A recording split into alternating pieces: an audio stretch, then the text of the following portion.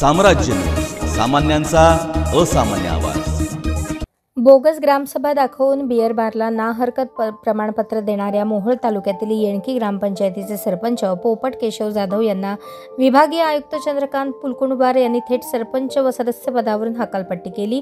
तसे आदेश 5 ऑगस्ट 2025 रोजी काढले।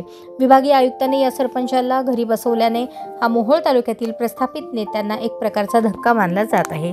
येणकी गावचे उपसरपंच आकाश खरात यांनी याबाबत तक्रार केली होती। माजी सरपंच ज्येष्ठ नेते हरिभाऊ घुले यांनी हे प्रकरण लावून धरले होते। सदर प्रकरणात यापूर्वी जिल्हा परिषदेचे मुख्य कार्यकारी अधिकारी कुलदीप जंगम यांनी ग्रामसेवक NV काशीद यांना निलंबित केले आहे। सरपंच आणि ग्रामसेवकांनी संगनमताने 11 एप्रिल 2022 रोजी बोगस ग्रामसभा दाखवून राजरत्न बियर बारसाठी ना हरकत प्रमाणपत्र दिले होते। त्या विरोधात उपसरपंच खरात यांनी गटविकास अधिकाऱ्यांकडे तक्रार केली होती।